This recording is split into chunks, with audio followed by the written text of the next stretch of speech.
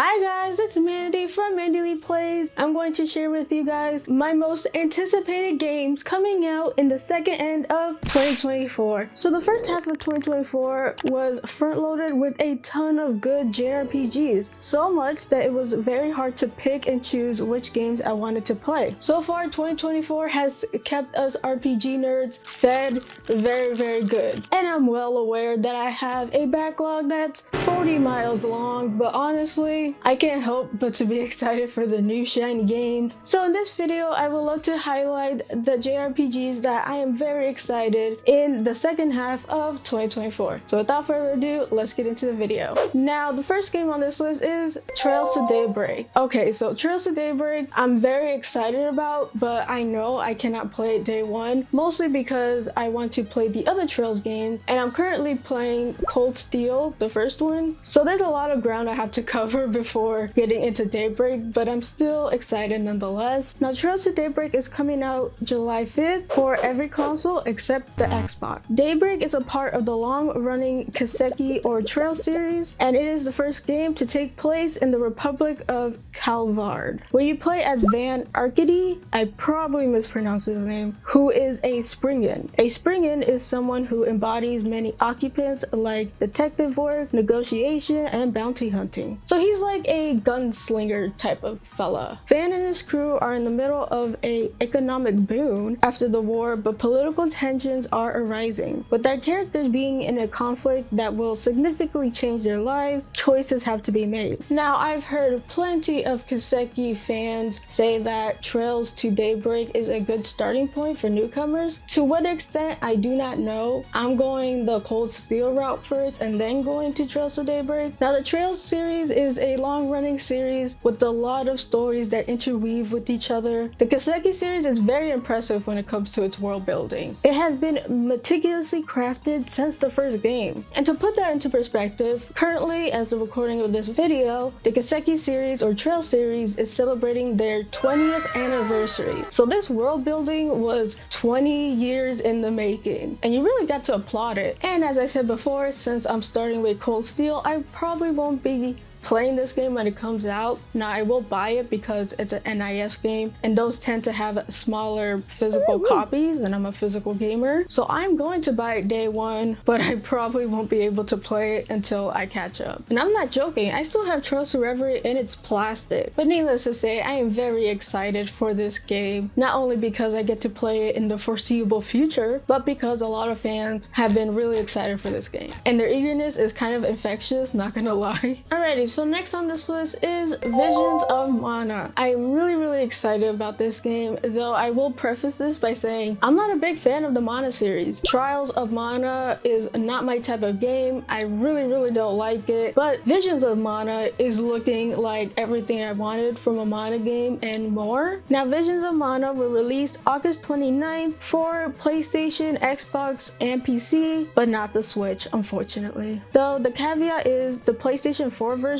will be only digital, which sucks. But what is the game about? From the trailers, it looks like you control a character named Val, who's best friends with Hina, who was chosen for the Ritual of Alm, which means you have been chosen and you must offer up your soul to the Tree of Mana to maintain the world's elemental balance. And I don't know about you, but transferring your soul kind of means you die. And throughout the journey, you will be joined by a diverse cast of characters, which include Mulry, a cat-human hybrid, Karine, an oracle who is half human, half dragon, and she has a really cute character design. All the characters have a really good character design. This game is gorgeous. It looks so pretty. It's very colorful and polished. The characters look very nice. Now, the Mana series is known for their action gameplay, and Visions is no different. You can set up a combination of 3 party members and figure out what works and what doesn't work. And the trailers have highlighted that it's all about synergy with your party members and picking out the best combos. I can't wait for this game coming out August 29th. Alright, so the next game I am super excited about. This is technically not a JRPG in the the traditional sense, but I'm gonna break my rules and add it in here because it's my list. And that game is The Legend of Zelda Echoes of Wisdom.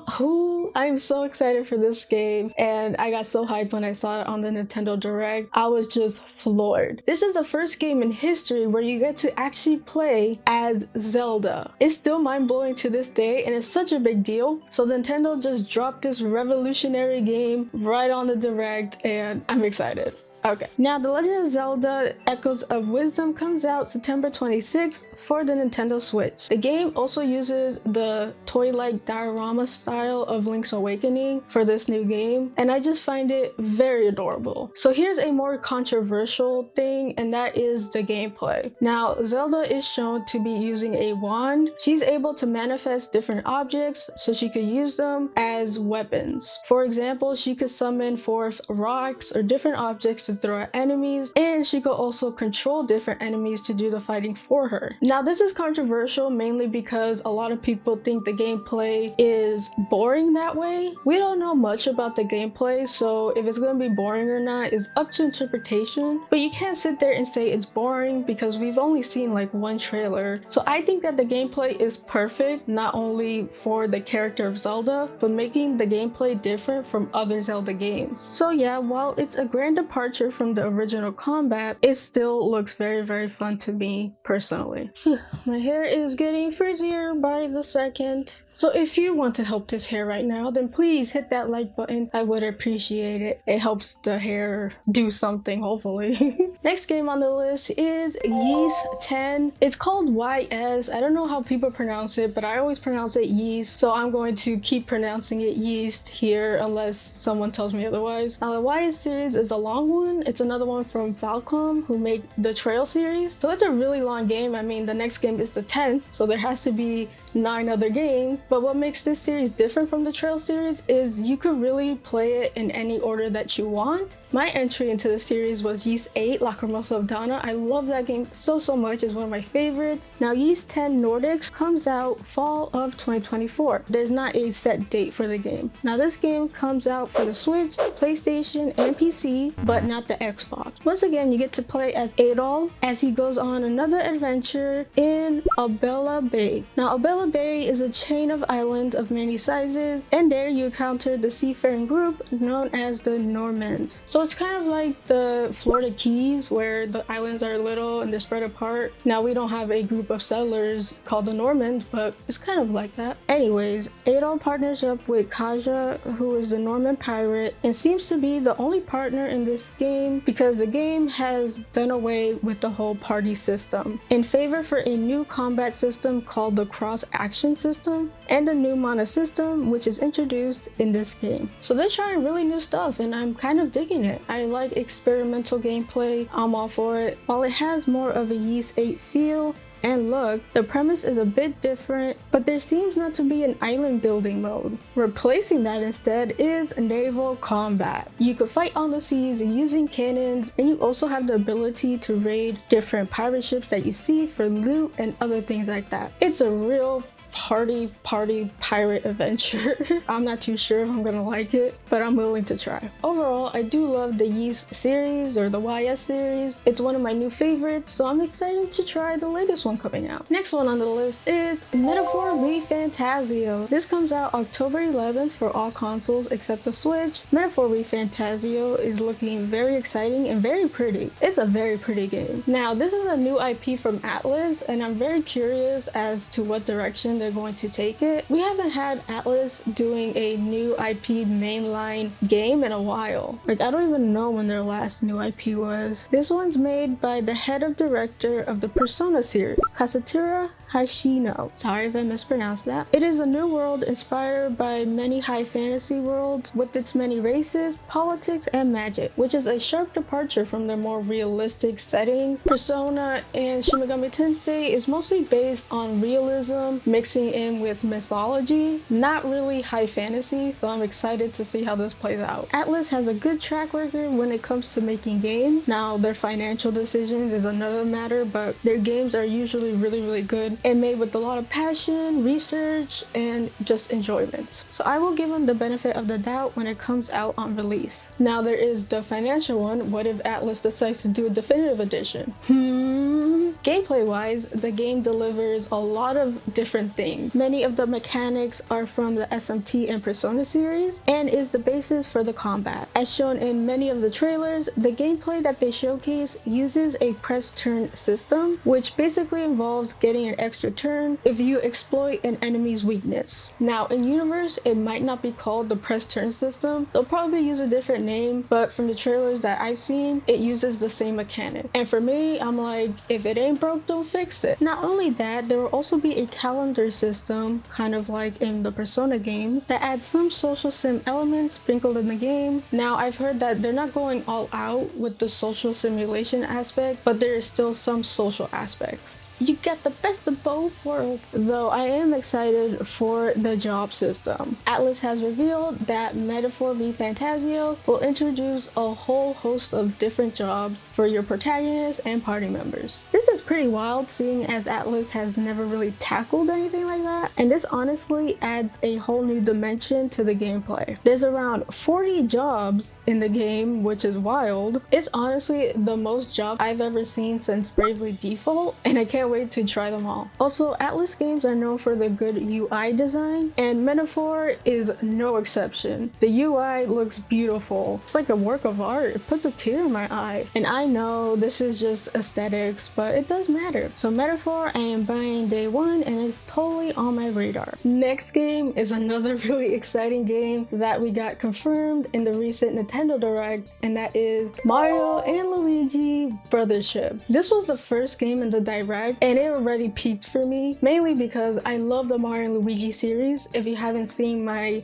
series overview video, please check it out. I highly recommend it, but I did say I am sad to see that the Mario and Luigi games are no more, but now I could officially say Mario and Luigi is not dead. Mario and Luigi Brothership comes out November 7th for the Nintendo Switch. Now this game is partly the reason why I decided to make this video, because I'm just so excited for it. 2024 has been the year of Mario RPGs, from Mario RPG being remade for the Switch, Paper Mario The Thousand Year Door being remade for the Switch, and now Mario and Luigi Brothership. It has been 9 years since the latest entry in the Mario and Luigi series. From the trailers that we've seen, this game is looking to be a island type adventure. You can see Mario and Luigi traveling in a boat that looks like a tree as they launch into other different islands. Now in the trailer that we got, we weren't given as much stuff story wise, but the big focal point of this game is Mario and Luigi's brotherhood, hence the title Brothership. And I love it because the Mario and Luigi series are the best when they're portraying Mario and Luigi together, and their dynamic is so adorable. But that's not all. We also received some gameplay mechanics, and we got a look at the titular bro moves. Now if you guys don't know, the bro moves is a staple in any Mario and Luigi game. I'm not really sure what bro moves we're getting, but it looks pretty fun. And as we move to the release date, hopefully we get more trailers. And the next game is Dragon Quest III Remake. Now Dragon Quest III HD 2D Remake releases on all consoles November 14th. So in the recent Nintendo Direct, they actually gave us more footage and trailers, and I'm excited. And as the title states, it's a remake of the original Dragon Quest III, which was first released on the NES. And it was actually called Dragon Warriors before they changed it to Dragon Quest. Dragon Quest III Remake is produced by Team Asato, and they're making this game from the ground up with the HD 2D aesthetic, which I honestly really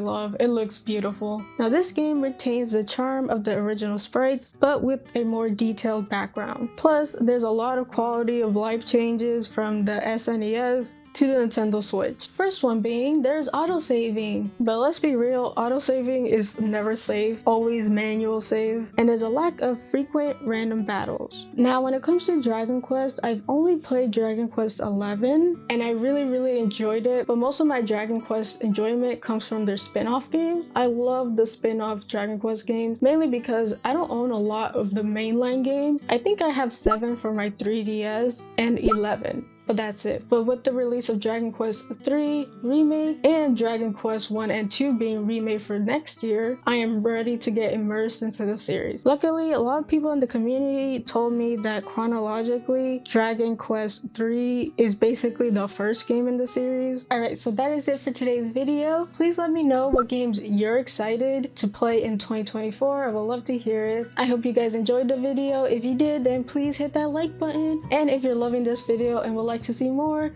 then hit that subscribe button. I hope you guys have a fantastic rest of the day. And as always, play a good game. Peace, peace.